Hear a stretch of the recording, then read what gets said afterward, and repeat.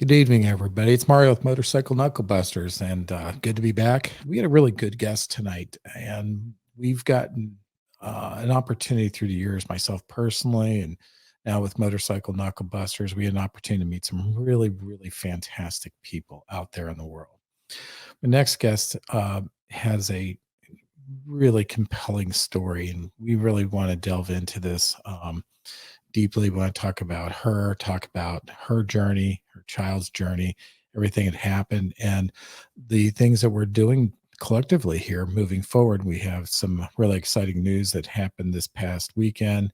Um, that kind of a showcase of what we're doing and everything else. So it's going to be a great journey with her. So I'm going to go ahead and I'm going to introduce Grainne Owen. Grainne, how you doing? I'm good, thank you. Thank you for having me on the show.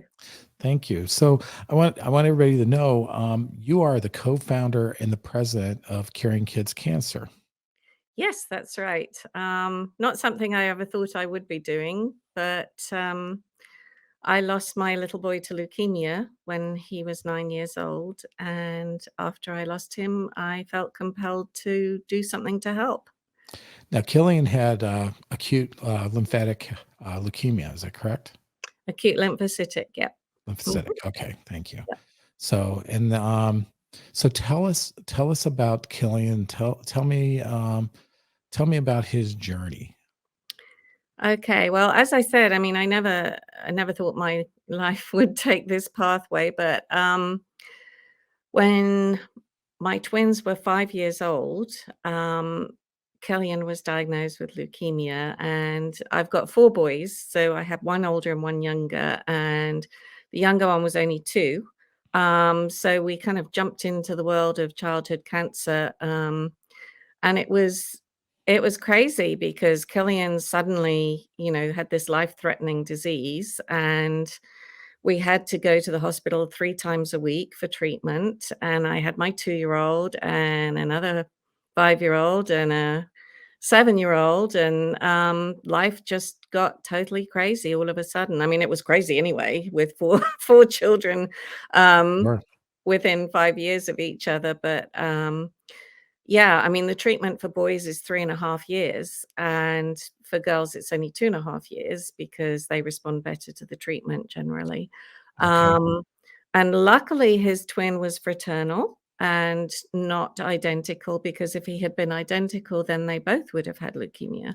Wow. So, it was one of those things where we learnt all of a sudden about something we thought we would never have to worry about. Leukemia is one of those things you see in romantic movies where the heroine or the hero, passes away and it's all terribly sad, but it's never gonna happen to you until it actually does happen to you. And in fact, I mean, the statistics are that 1 in 300 children will be diagnosed with cancer before the age of 20. So, it's not that rare of a thing, really. And we started treatment, he was 5 years old, it was 3.5 years. We got to the point where we only had 6 months to go, and he was due to finish his treatment on St. Patrick's Day, and we thought that was a wonderful omen because obviously, as you can probably tell, I am Irish, originally. Just a wee bit of others in there. Yes, my mum and dad and my brother and my sister were all born in Dublin. I was actually born in London, so I've got an English accent, Okay. but everybody else in the family was born in Dublin, and, so we thought that was a good omen, St. Patrick's Day, but before we got there, they did a routine blood test at one of his hospital visits, just a checkup, and, they said it had come back, and we were like, "But why?" And they were like, "Well, we don't really know. It's just a very vicious type of leukemia, obviously, and it's chemo resistant." So we had to get him back into remission another a second time, and that was really, really tough, on him especially. And we managed to get him back into remission, and the next step was a bone marrow transplant. And it turned out that his twin was a perfect match for a bone marrow transplant, which was purely coincidence because he had being fraternal, he had no more chance of matching Killian than any other sibling. Sure. So we thought, okay, well, maybe that's a miracle, that his twin is a perfect match.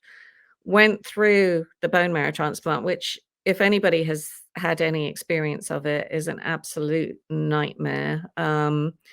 It's tough on adults. It's absolute murder on children. I mean, it's just awful. I won't even describe it to you, but he got through to 90 days post-transplant, and they say the magic number is 100 days post-transplant, and then you can say it's successful. And at 90 days post-transplant, they did a blood test, and it had come back again. And at that point, they said, there's really nothing else we can do because he's had all the chemo and all the radiation that we can possibly give him, and it's come back. So we have no more treatments that we can give him. And I was like, well, that can't be right, because like he at that point he didn't feel that bad. He was beginning to recover from the bone marrow transplant, and they said, no, you'd better go and make some memories because you've probably got a couple of months. And Wow. so we went to Disney World, and the whole family came, and it was the hardest thing I have ever done, Mario, because we knew he wasn't gonna make it, and we Oh, had to yeah. tell the children that in order for them to enjoy it, we had to tell them that we were celebrating the fact that he got through his bone marrow transplant, and so we had to be happy. And I mean, looking at your child and knowing that, that's the last time you'll ever see them do something is heartbreaking. It's just crushing. Um, but we got through it, and while we were there, I was doing some research because I just couldn't believe there was nothing else out there. Sure. And I discovered that there was actually a brand new type of treatment called a targeted therapy, and it was designed for chemo-resistant leukemia. And so I went to the doctors and I said, "Okay, what's this? Why can't you give him this?" And they said, "Well, Grainne, it's not in treatment yet. You would have to get special permission from the FDA." And I was like, "Okay, have to get special permission from the FDA. Fine. I don't have red hair for nothing." So I um I actually discovered during my research that there was an Irish doctor who had been working on the new type of treatment. And I called a professor of microbiology that I knew at Trinity College Dublin, and I said, "Okay, I know this is a billion to one shot, but do you know this doctor?" Because the doctor was actually here in Washington, DC, at the National Cancer Institute. And my professor said, "Not only do I know him, but he used to be one of my students." Oh, So wow. I thought, well, maybe that's our miracle because, what are the chances of that? So I managed to get in touch with him. He put me in touch with the pediatric oncologist who had been trying to get this new treatment into a trial for 3.5 years. And I knew that Killian had the right proteins on the outside of his cancer cells and was the perfect candidate. And in fact, because there was no other alternative, Killian was the perfect candidate. And the doctor that I contacted at the National Cancer Institute managed to get special permission from the FDA in a week. Wow. Because at that point, Killian was getting very sick. And when their leukemia comes back like that, the number of leukemia cells doubles every day. So literally every day is crucial. Wow. Um, we had to buy a fax machine because this is so long ago that we had to fax all the documents that they needed to the FDA, and so we bought a fax machine, um, and managed to get him up to, the National Cancer Institute a week later, and there were about 20 nurses and about 40 doctors in the ICU when we gave Killian the new treatment, because they had never given it to a child before, so they had no idea what was gonna happen. And I remember they took us to one side and said, this could kill him. And I looked at them and I said, you do know he's dying, right? And they were like, yes. And I said, so you're warning us that the treatment could kill him, but he's dying anyway. And they were Right. like, okay, yeah, that's a good point. So I was just like, It's like, I whatever. get it. Yeah. So they went ahead, and this type of targeted therapy was designed totally differently from traditional chemo. And the way it worked was they attached um, a, a type of poison that would kill the cancer cells. It was a type of drug that would kill the cancer cells to an attractor that was attracted to the The proteins that were proteins. only on the outside of cancer Mhm. cells, not on healthy cells. So when they gave him the drug, it directly attached to the cancer cells and released the toxin, and that killed the cells. So that was how it worked, and we knew Killian had the right proteins. Unfortunately, because he was the first child in the world to try this treatment, the FDA wouldn't let him have enough of a dose for it to be effective. He would have needed twice the dose that they were allowed to give him in order for it to be effective for him. But the crucial thing was his doctor took me outside the room and said, this is not going to be the cure that Killian needs because we can't give him a high enough dose. However, there is a second generation of this drug in the lab, which would be 11 times more effective because we've tested it on his cancer cells. And I said, fantastic, give that to him. And the doctor said, we can't. We haven't got the money to get it out of the lab and into treatment. Wow. And I thought, why is he telling me about something that could save my child's life, but my child can't have it? And to this day, he says he doesn't know why he told me about it because he would never normally tell a parent about something that would be effective, but he couldn't give it to their child. But Mario, that was what made me decide that I had to do something about it. So at the time, there was nothing else they could do for Killian. So we had to take him home, and we lost him 3 weeks later. And it was coming up to his first anniversary when I sat down with the other 3 boys, and I knew they were upset because none of us wanted it to be years since we'd seen Killian. And I said to them, look, we can't be sad, we can't be upset because Killian is happy, he's healthy, God is looking after him better than we ever could, even though it's not what we wanted. And I thought, if I believe what I'm telling my children, and I did believe it, then I can't be angry and upset and depressed. I have to do Sure. something about it. And that was when I remembered that drug. And the minute I remembered it, I knew, like right here, that that was what I was supposed to do. I was supposed to do something about raising the money to get that drug to other children and other families so that they didn't have to go through losing their child. And the doctor who told me about it says that must be it because he would never have normally done that. He would never have Right. normally said it to anyone, and so he doesn't know what came over him. But I do, because that was what made me decide to raise money. And, it was just I still to this day have that conviction that that is what I am supposed to be doing. And, since I sat down at my kitchen table, I had no idea how to run a charity. I had no idea how to start a charity. But so many people have helped me. I had a lawyer help me set it up. I had an accountant help me do the financial side.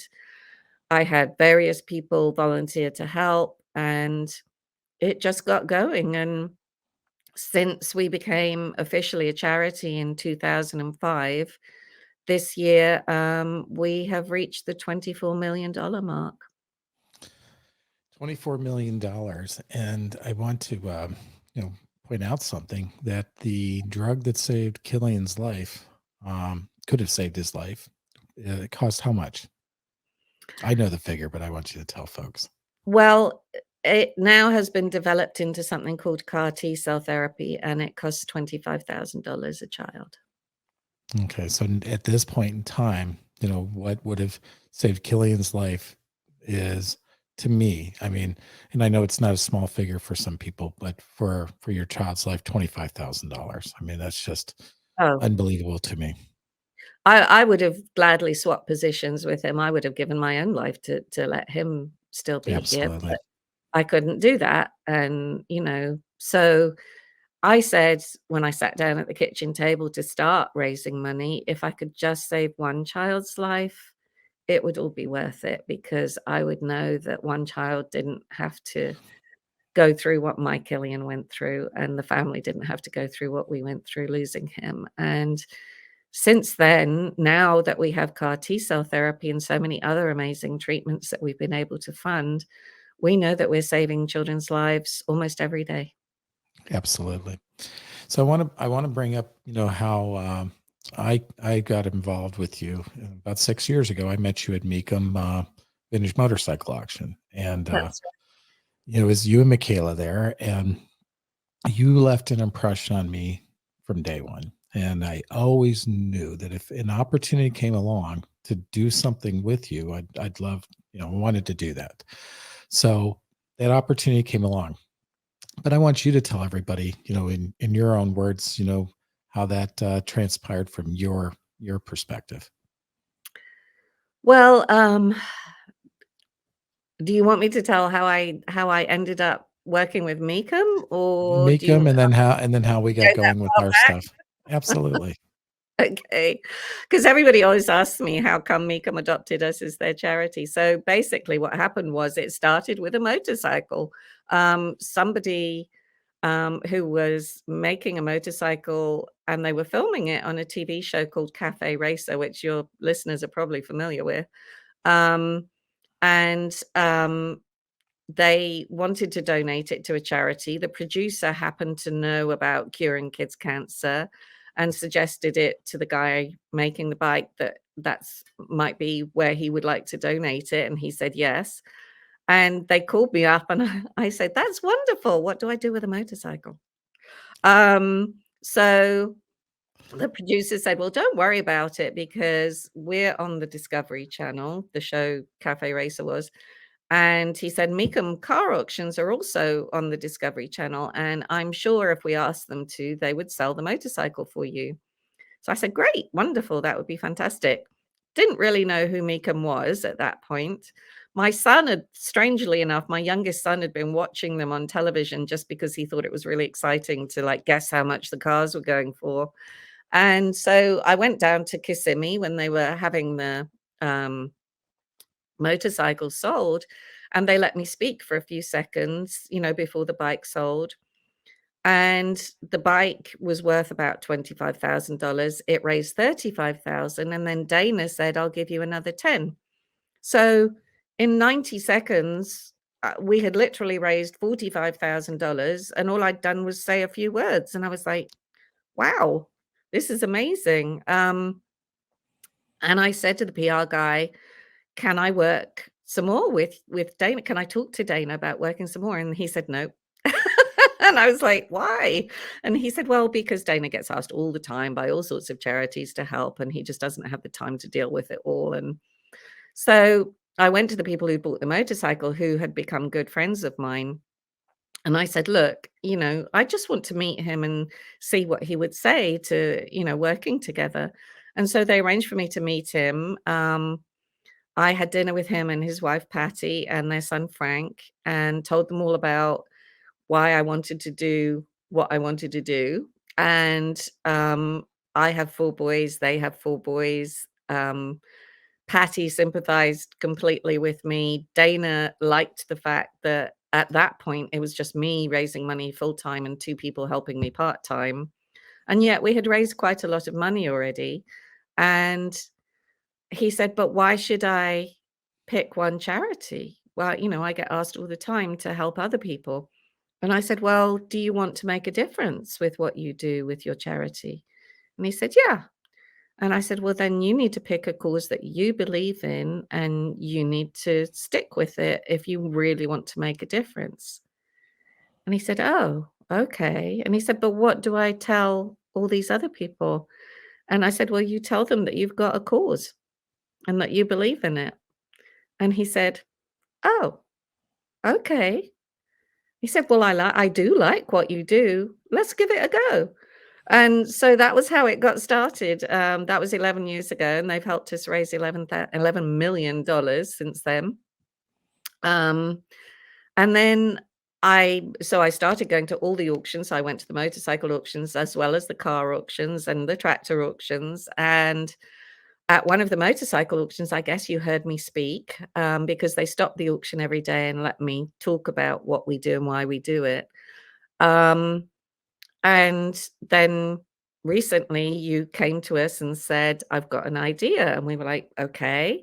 And you said, what if we had 25 motorcycle helmets donated by Kirsch Helmets, and we got artists to paint them, decorate them, turn them into works of art? And I was like, yeah. And then we could auction them off at Mecum. And that was really how it got started. And it's kind of grown from there. We now have most of the helmets already in place. They are spectacular. Yeah, they are. They are really works of art. They really are. And I got to meet a lot of the artists on a Zoom call. And I have to say, they have hearts of gold. They They do. are the nicest, kindest, most generous people. And they really believe in what we're doing. They really want to help the children. They understand the need for funding, because the government just doesn't provide it. I mean, the government funding for pediatric cancer doesn't even cover the cost of traditional treatment, traditional chemo and radiation, let alone cover the cost of research and, getting up to date treatments. So the children literally have to rely on organizations like ours. Um, and it's, that CAR T cell therapy is the most amazing treatment. And it started with the kids, it started with us helping to fund it. And it's now progressed to the point where it's been used for adults. It's been approved by the FDA for adult use as well. And it's the basis for immunotherapy, which, if you've heard anything about cancer treatment, that is revolutionizing the way cancer is treated. Sure. And it all stemmed from this CAR T cell therapy, which stemmed from the targeted therapy that Killian had. So, I mean, to me, that is the most amazing part of all. It's an amazing journey.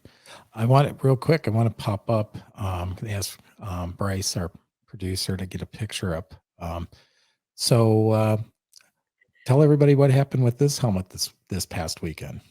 Well, this is one of my what I call godcidences, because I don't believe in coincidences. So we were in Las Vegas, and the artist who painted this helmet is Angelina, and she was able to come to Las Vegas. And it turns out that she is a pediatric oncology nurse. So Yep. she treats the children that we're trying to help.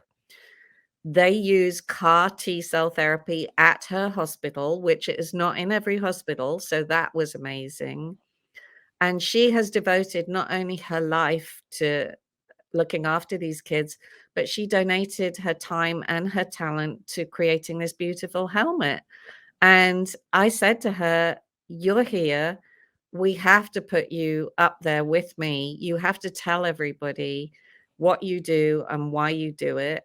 And I said, let's challenge people. Let's ask people to help save the life of one of the children that you look after, because they need CAR T cell therapy. You can give it to them at your hospital. And then we know it costs $25,000 per child.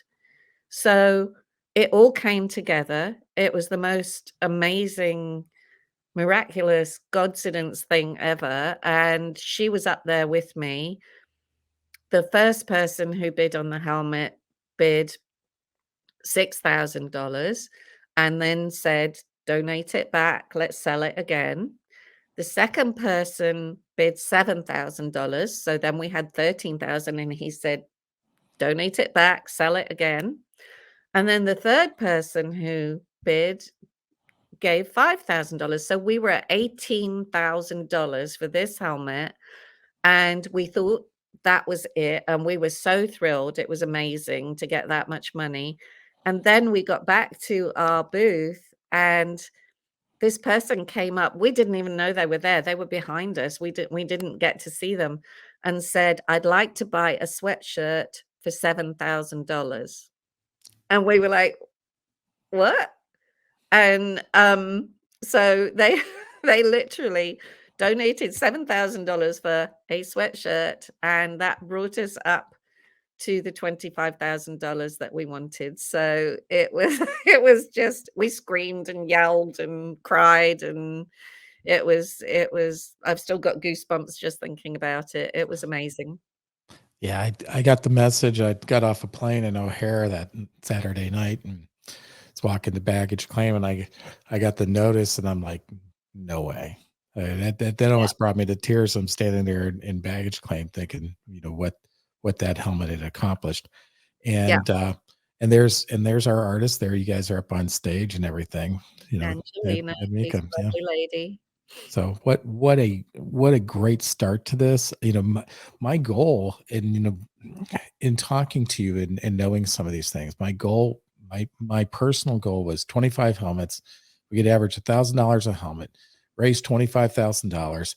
That was enough for one child. And here we are, we're right out the gate and we hit 25,000. So Oh, uh, it's just I mean, if you could see my goosebumps, they've got goosebumps on them. So it's that's just it really I mean, none of us ever expected that to be the case. I mean, it was truly a God thing. All those factors coming together, the fact that she was there, that she was an oncology nurse, that they had CAR T at her hospital, and just I just felt like we could do it.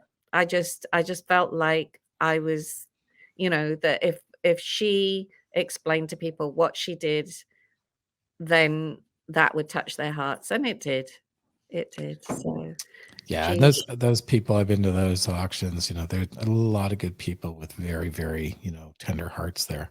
So let's talk about the other auctions where people can come to Meekum, and if they want to buy one of these fantastic helmets, where they're going to find Yes, them at. absolutely. Well, the first one is going to be in Kissimmee. That is the biggest and longest Mecum car auction. It will be from the 4th of January through the 15th. And we will probably be auctioning off 3 or 4 helmets during that time. In the meantime, of course, people will be able to see them on our social media, and they'll be able to see all of the helmets, and they can vote online as to which of the helmets is their favorite. And Motorcycle Safety Lawyers very kindly has donated a prize of $5,000, which will go to the most popular helmet. So people can actually participate, even if they can't buy a helmet, they can vote online for their favorite, and that artist will receive the prize. So that's pretty cool.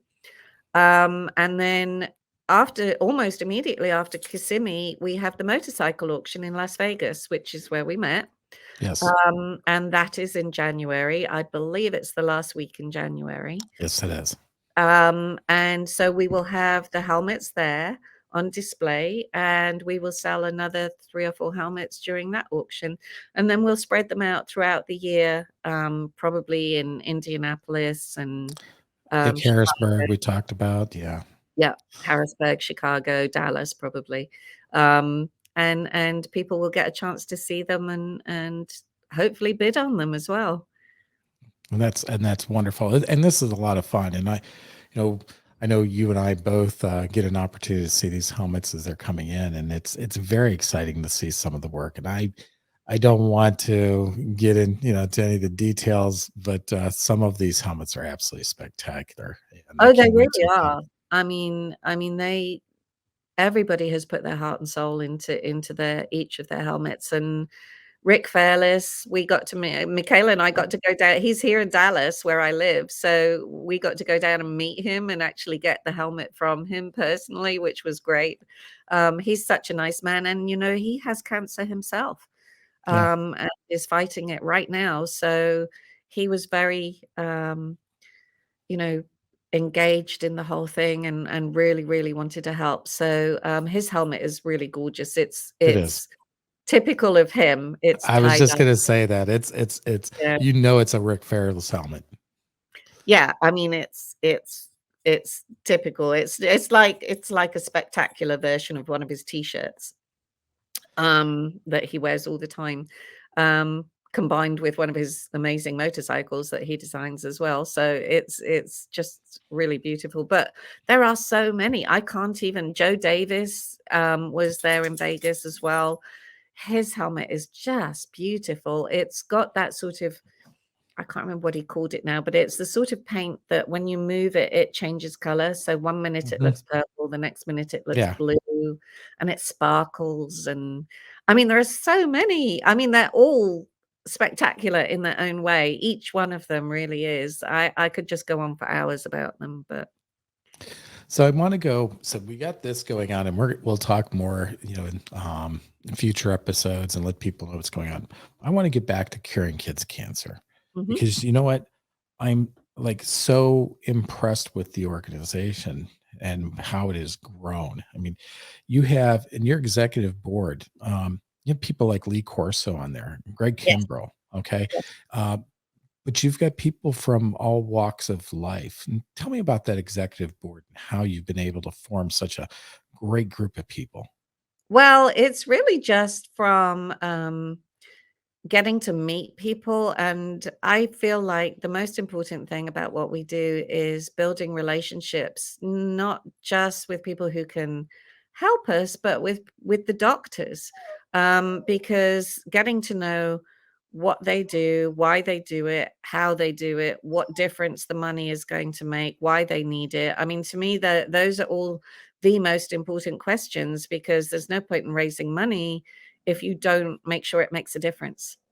And I love meeting all these people because they're so passionate about what they do.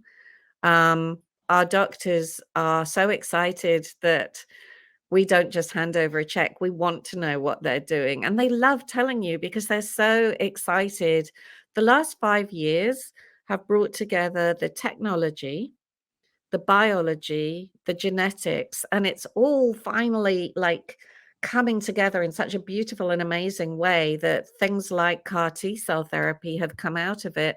That has a 97% success rate, getting children back into remission who have no other options. They are like Killian, they've been through every bit of chemo and radiation they can possibly have. And most of them who had this treatment initially were told that they had to go on hospice care because there was nothing else they could do. Can you imagine being a parent and being told that your child has to go on hospice care, so you know you're going to lose that child, and then wait, there's one more thing we can try, and it works, and the child literally gets better within a matter of weeks. It is truly miraculous to see. I mean, we call them our little miracles, and we say to people, "Please help us to have more little miracles and no more angels." Well, I don't want more angels like my little boy. I would call those Killian's miracles. Well, Really. thank you. I, That's very sweet. I truly feel like he has his hand in just about everything we do, because we've had so many things happen that really shouldn't or couldn't possibly happen, and yet they do, like meeting Lee Corso. My husband was just at a lunch one day, representing AT&T, who he works for, and Lee was the main speaker. And right before Lee came on, my husband said, "Okay, while I've got you here, I'm giving you the 30-second elevator speech of what me and my wife have done to set up a charity." And Lee was listening before he came on stage. And as Clay left the stage, he said, "I want to help. I want to do something to help you with that." And So he said, have your people contact my people. And I was I am the people. I am the people. I was the people. At that point, it was just me doing it. And so we got in touch with him, expecting him to say, "Oh, yeah, well, just let me know when something comes up that you need me at." And he said, "I'll be the chairman." There you And go. it was just amazing. And of course, he's on game day, and Sure. so that was wonderful because at that time we had our main fundraising program was Coaches Curing Kids Cancer, which we get youth sports teams at the end of the season. Instead of buying a gift for the coach, donate the money to us. We have T-shirts and hats and whistles and things that they can give the coach with our logo on. And so the coach gets a gift, but we get the money. There you go. And so most of the coaches are just dads, and so they love the idea of paying it forward to other kids who are sick, and the children love it too because they're helping other children.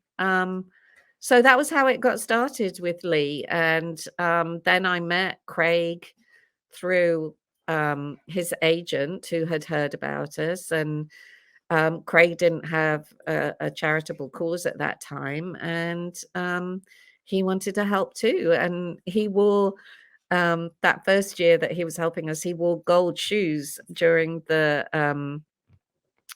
month of September when he was on the pitching mound, and he got into terrible trouble for it. And they said, "We're going to fine you for doing that because it had our logo on as well as being gold, and gold is the color for childhood cancer." Yes, exactly. That's why he did it. And he said, "Okay, I'll take the punishment. What is it?" And they said, "You have to donate $1,000 to your favorite charity." There you So, go. well, I know who I want to give it to. So that worked out okay. The punishment fit the crime. I love that. Yeah. So So, that got going. So just, it's amazing. well, your medical advisor board is really what a great collection of doctors. All right. And Yes. so a couple of names, and they all deserve attention here, but we obviously, we don't have the time to talk about all of them. But I want to bring up two names, and I want you to kind of tell us about them, because they stood out to me. One is Dr. Susan Blaney. Okay. Yes, she is the head of pediatric oncology at Texas Children's Hospital. Oh gosh, I have known Susan almost since the very beginning of the charity. So that was back in 2005. And at that point, David Poplack was the head of pediatric oncology, and he's still on our medical advisory board. But when he retired, I asked Susan if she would take over, and she said yes. And she is a truly amazing doctor. I mean, she is so devoted. I have her cell phone number, so if there's a case, I'll tell you about something. She probably wouldn't want me to tell you this, but because she's too modest. But there was a young lady who was the daughter of a friend of mine. And she had been misdiagnosed and misdiagnosed and misdiagnosed. And so it had gone on for 6 months, and they still didn't know what was wrong with her. And then finally, an ear, nose, and throat doctor said, "Have you thought about being tested for cancer?" And sure enough, it turned out to be that she had cancer. And at that point, her parents didn't know what to do. So their friend contacted me, and they were going to treat her as an adult because she was just 18 years old. And I said, "Well, I know for her particular type of cancer that probably going to Texas Children's Hospital would be the best option." So it was a Friday night. It was late at night. I called Susan. I explained the situation. She said, "Grainne, we'll get her in here for treatment." That was Friday night. She was starting treatment at Texas Children's on Monday morning. And Susan made that happen That's because she wonderful. cares so much. And, she was outraged at the fact that this poor girl had been basically had her disease progress for 6 months because nobody diagnosed it. And so they took her on, and she's doing extremely well. And she I keep in touch with her, and so it's truly a wonderful blessing to be able to be involved in something like that. And I just love our doctors. I I bet, and I can tell that, and just the fact that that story just illustrates her passion. That Mm, it's really from the heart. yeah, absolutely. Then what about Dr. Douglas Graham? He's another one Doug that kind of Graham, stood out. yes.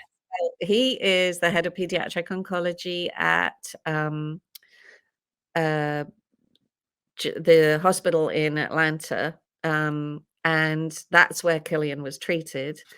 So we have a special tie with that hospital, obviously. We several years ago created our first endowment there, and we funded the clinical research office, which is crucial when you want to bring in phase 1 clinical trials for the children. Now, phase 1 clinical trials sounds very complicated. It's really just the most recent, the newest drugs and treatments. And they're called phase 1 because they don't know um, everything about what's going to happen when they give it to the child, but it is the most promising treatment at that time. And they need a clinical research office to do all of the paperwork involved and make sure everything is done correctly because they don't want to put the child at risk, obviously. So we said we would do a $1.5 million endowment. And so it became the Grainne Owen Curing Kids Cancer Clinical Research Office. And that's at CHOA, Children's Hospital of Atlanta, and Children's Healthcare of Atlanta. And Douglas is the head of pediatric oncology there. And we're just thrilled that we're able to support him, and we've been funding research there ever since. We didn't stop with that; we kept going, and so we've probably given them about $3 million over the years. Wow, that's fantastic. So where does it all go from here? You've done so many wonderful things. What is I mean, I know you guys are going to keep your energy is fantastic. The team that you work with, everybody, they're so energetic and everything else. They really reflect your spirit. Where do you guys look to take this and continue on?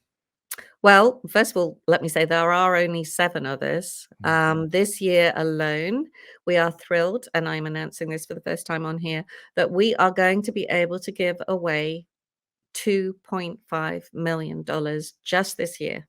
That is the most we have ever been able to give away in funding. And so it's onwards and upwards. I mean, the thing is that leukemia is no longer the leading cause of death for children with cancer. It used to be, but because of CAR T cell therapy, it isn't anymore. So that's kind of, that's something that's great.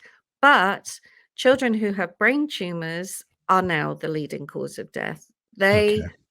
They are so hard to treat. There is something naturally in your body called the blood-brain barrier, which protects your brain.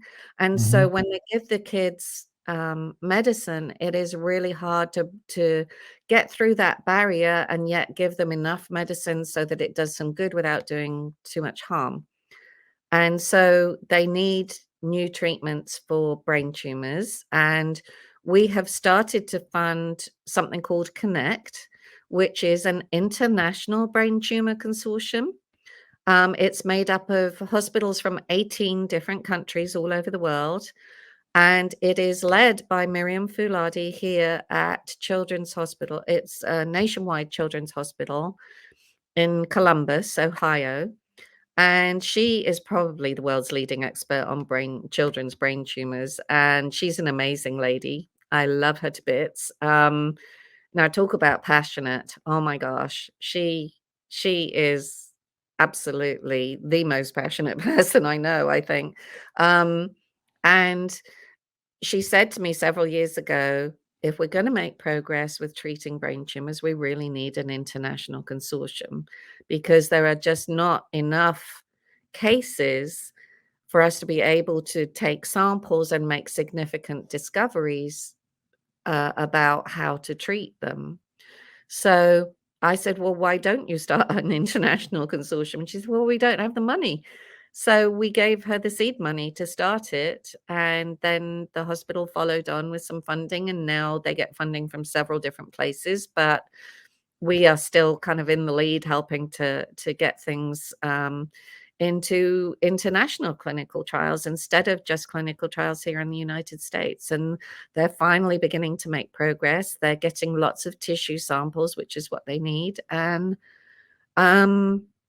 that's where we go next. We try and there is one type of brain tumor called DIPG, which is diffuse intrinsic pontine glioma, which it sounds terrible, and it is terrible because it wraps itself around the brainstem. There are like fingers, and so it's impossible to operate to remove it because it would kill the child, because of the way it wraps itself around.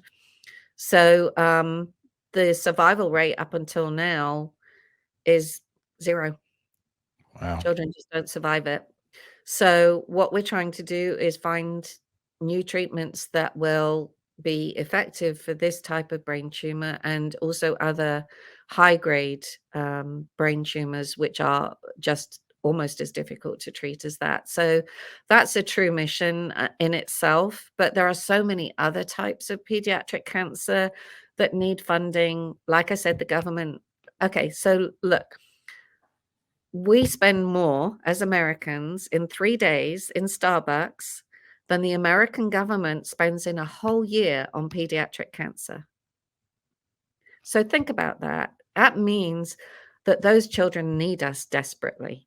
It's a sobering fact. I mean, it really is. And it makes you feel, if you got into Starbucks today, it probably makes you feel a little selfish. Well, just think if you saved up everything that you spent in a week and just donated that would be something. So I mean, there is so much still to do. We are making the most amazing progress, but there's just so much more to do. So, and that kind of leads me to my next question is, if somebody wants to donate, volunteer, anything for your organization, what is the best way? Where can they, reach out to you? Tell folks where they can find you. Okay, curingkidscancer.org. So it's curingkidscancer, all one word, .org. And there are so many ways they can help. They can sponsor events, they can attend events, they can volunteer, they can register their company to do matching donations. They can donate through United Way. A lot of people have to do that at work. You can designate us as your charity for United Way funds. They can do Helpful Hearts, which is a monthly giving, so they can spread their giving throughout the year. Every donation is tax deductible. So whenever they make a donation, they can claim it back as a tax deduction. There are just so many ways. I mean, just go to the website and do some investigation. They could donate for their coach.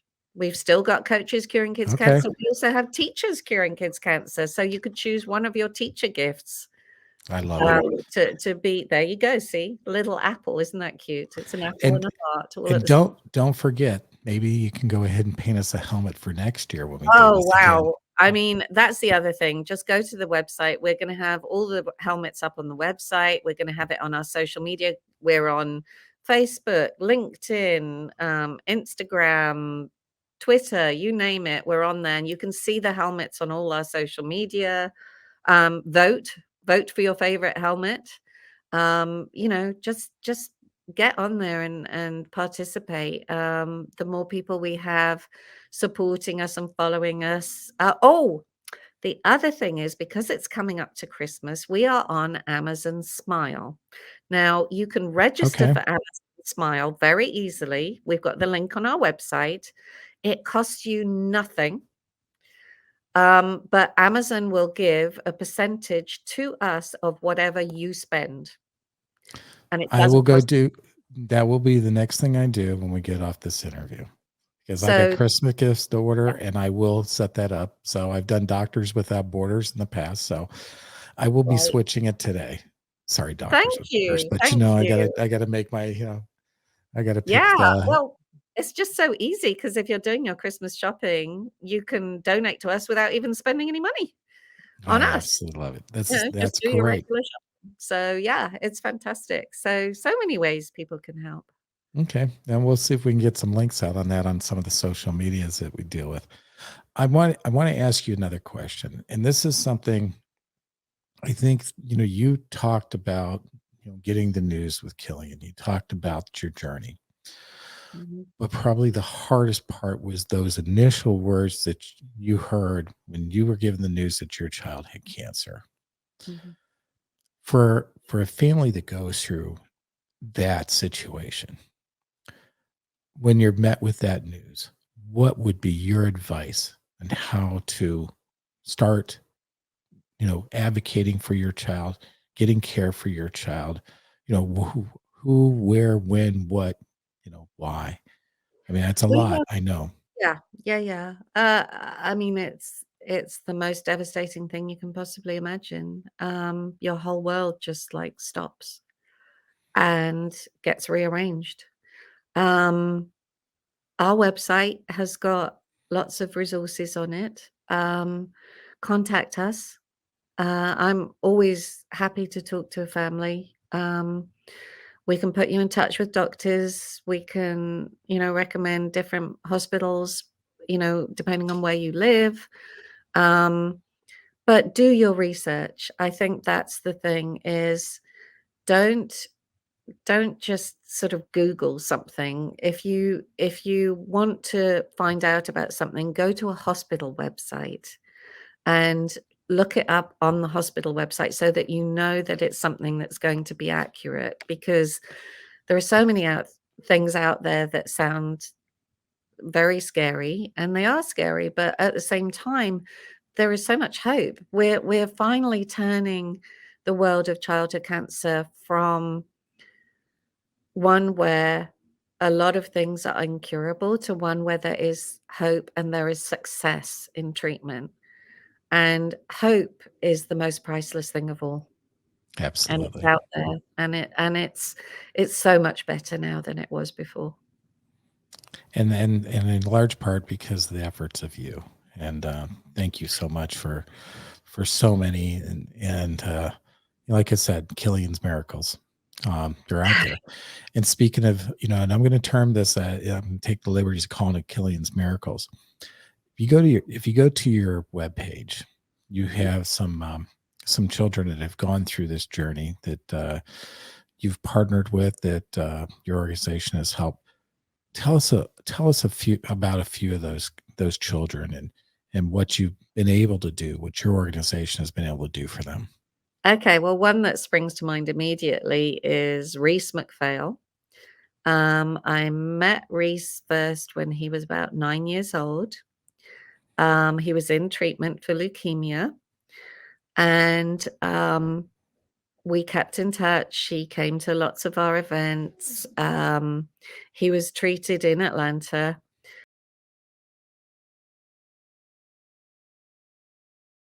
Is actually one of our artists who has done a helmet, and Jeff has since Reese has been off treatment for, gosh, probably, uh, almost 10 years, I think, and he's now at college. He's a very amazing young man, as they all are because of everything that they've been through. They are all fighters. They are all empathetic, kind, understanding people. And his dad has wanted to give back because Reese survived. And so they've come to Meekum auctions with us on numerous occasions. There's a beautiful picture we have of Reese when he first started coming to Meekum when he was about 9 or 10 with Dana Meekum up on the block, and Dana's giving him a hug.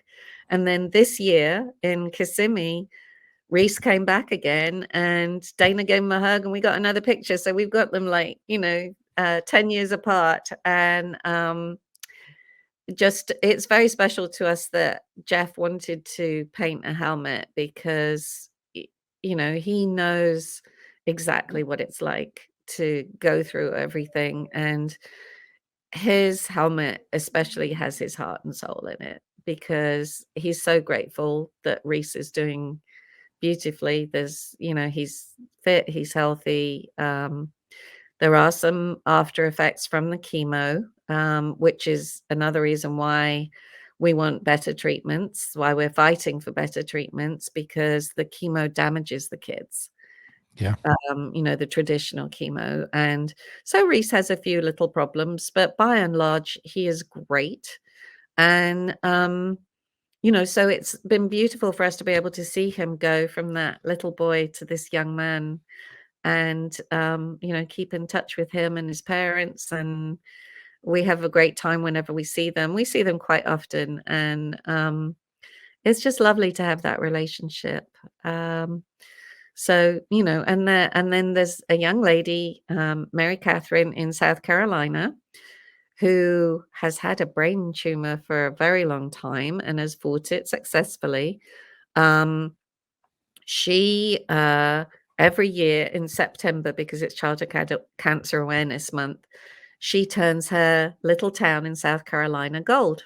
She gets everybody to buy gold ribbons for their mailboxes and gold rosettes and gold ribbons to pin on them, and the bank helps and the local post office helps and everybody in her town helps. And she is the most amazing young lady. She has helped to raise thousands of dollars for us. And so we get to spend time with these young people who are very special. I mean, they're bound to be, having been through what they've been through.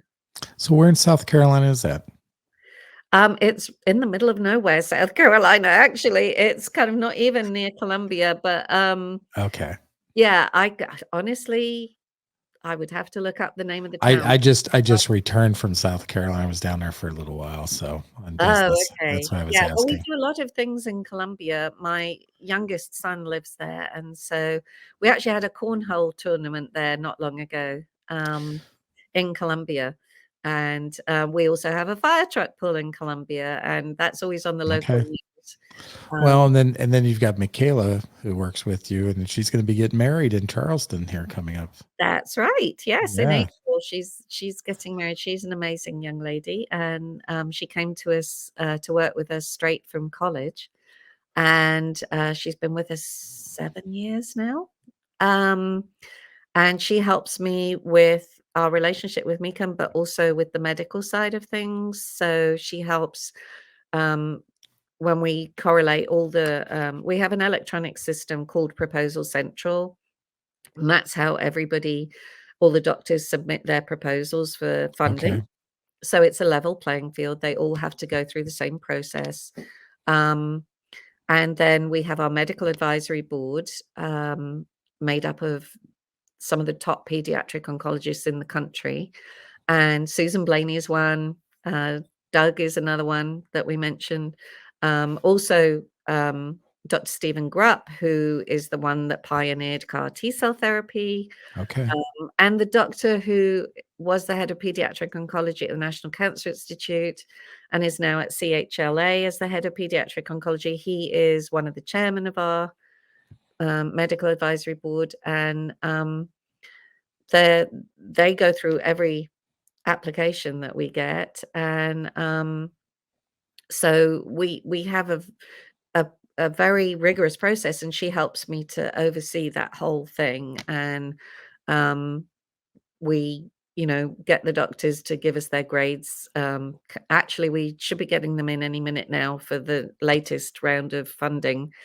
And then she also helps manage the Mecum relationship. So she's an amazing. Everybody who works for me is amazing. I'm Oh so yes, absolutely. I'm so blessed to do what I do. I really am. I mean, okay, so it wasn't something I ever wanted to do because of the way it happened.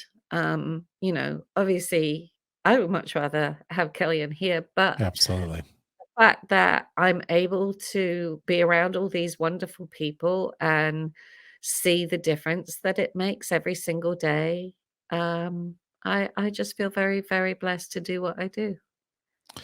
Well, um, you and I have talked about things, and I lost my mom to cancer, and I do some things I've been doing for a while that I feel like makes an impact and some and whatnot. But what you're doing, um, I think, not only is it wonderful what you do and how you do it and the lives you touch, but what I think the other thing that sometimes you don't realize is that your actions are a call to action for others.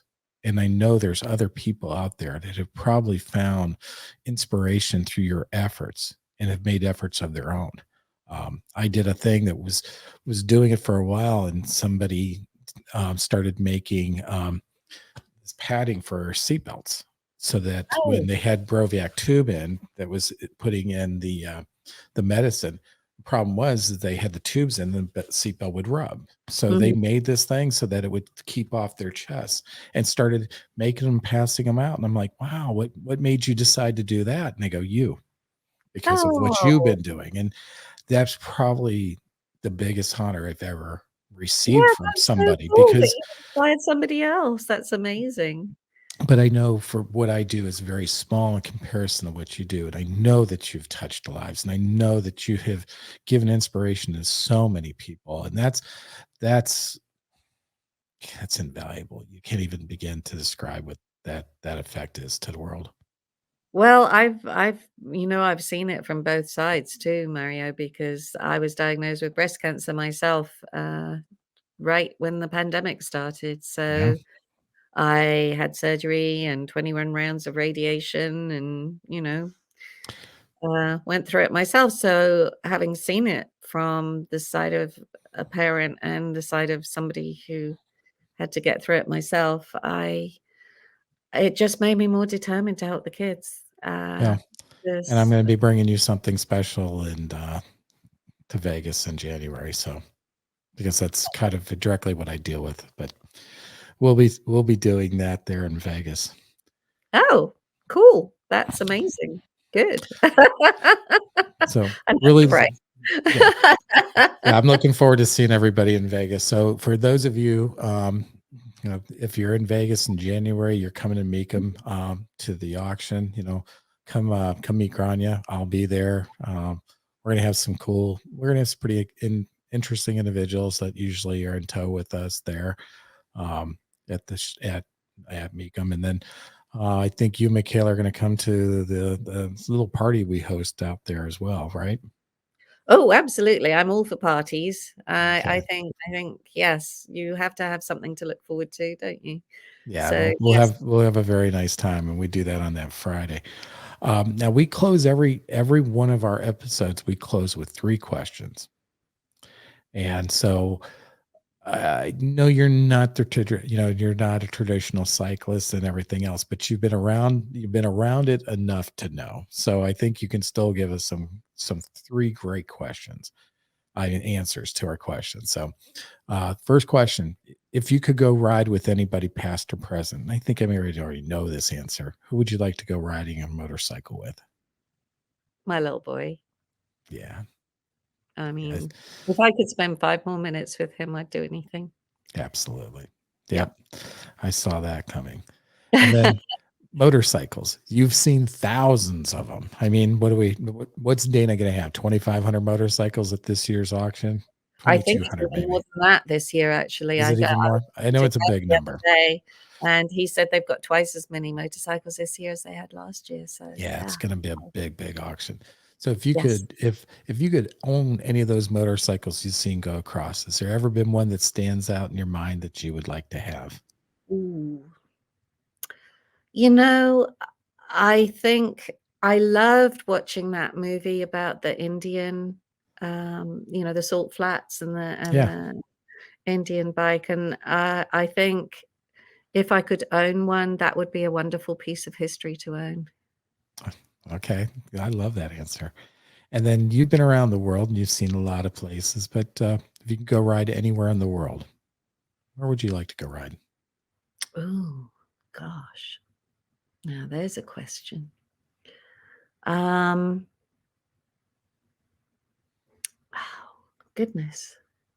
I don't think it would be Rome because I love Rome, but I think you would probably end up dead if you I tried to don't ride even a like driving a car through Rome, so But I think round England and Ireland, because those are my home countries and I love them, and the countryside is just so beautiful. I think I would like to go back there on a motorcycle. never rode a motorcycle in Ireland, but I rode a bicycle. So I think I did 800 kilometers. So Oh, wow. we did a lot of riding. Yeah. Yes. Oh my goodness. That is a lot. But I bet you thought it was absolutely spectacular, didn't you? Absolutely. Yes. So you could probably cover even more ground if you had a motorcycle. So yeah, but didn't have the health benefits. True. You get lots of fresh air, I suppose. Absolutely. Well, Grainne, this was it was an honor that you came on with us today. Tell us your story. All the great things that you do, and I hope that this is a call to action for a lot of people who will check out your organization, will help it, and hopefully come out and see us at the auctions and put some bids on those helmets. Yeah, I mean, I'm so grateful to you for letting me explain to everybody what we do. I would love to see everybody in Vegas. Please come out and meet us and come and look at all the amazing helmets. And, just what a blessing it is that I met you and that you wanted to help. So thank you. Oh, the blessing's mine. The blessing's mine. Thank you so much. Blessing's mine. The blessing's mine. Thank you so much. All right, everybody. Good night.